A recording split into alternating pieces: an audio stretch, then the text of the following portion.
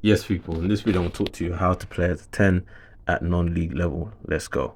So typically when we're talking about playing as a 10, in my previous video I was talking about you playing as a 10 if you're playing at a pro level football club. But there's about 20 to 22,000 players playing between the levels of step 3 to step 7, and that style of football that you see your Champions League cannot be mirrored in the non-league level. And I repeat, it cannot be mirrored at non-league level. Even the academy football, majority of it cannot be mirrored at non-league level.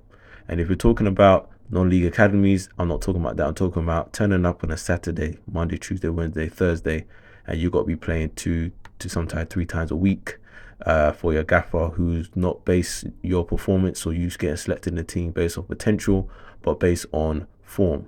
And I say again, they don't pick you based on potential, they pick you based on form. So in this video, I want to be showing you in terms of how to play as a 10 and what are the stuff that you got to do to be able to make yourself available to be selected by the gaffer on a Saturday or midweek. So first of all, you cannot be, if you look at this video here that I'm going to put up, you cannot be trying to expect yourself to be trying to get the ball 2 feet. So you cannot be trying to come to these little pockets here to get the ball or even combined here. It's just not going to happen. The style of football that's played at non-league level is typically long ball. So when we're talking about long ball possession based teams, they are going to skip out what I like to call this middle third, which we talk about the 3 phases that's completely missing, which is the control and the tempo, which is usually around this zone, talking about dominate possession, and the next bit here, which is about fluid progression.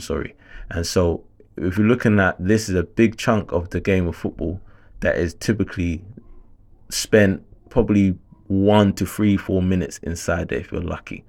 So you're not going to be featuring in these zones getting the ball. What you got to be willing to do and be very good at is the second and third ball reads. So these are the spaces that you see. If you see a centre back getting the ball, you should be more or less up in these zones.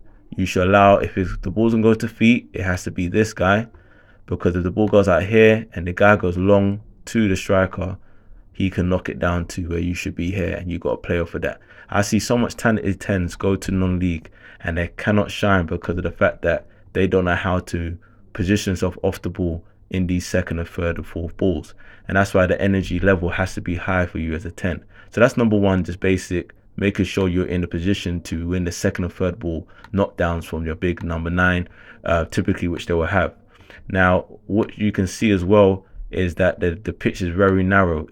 The way that they play the forwards, they don't typically have the traditional wide fullbacks no more, because of the fact that when they do play the knockdowns, there's enough players or bodies around to win those second and third ball pretty easily.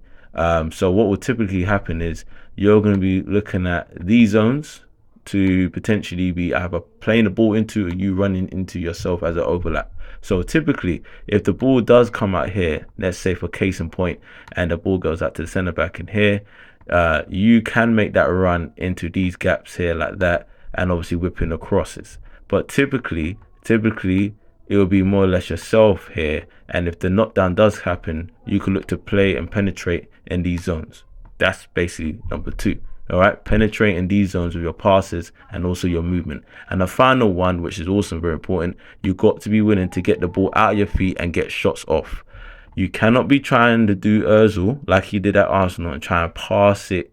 It ain't gonna happen. You got to be willing to get the ball out of your feet and licking those shots off. One good example, a good player, as you know, we had him on Prince Bailey Arena, was my friend Fabio Savar.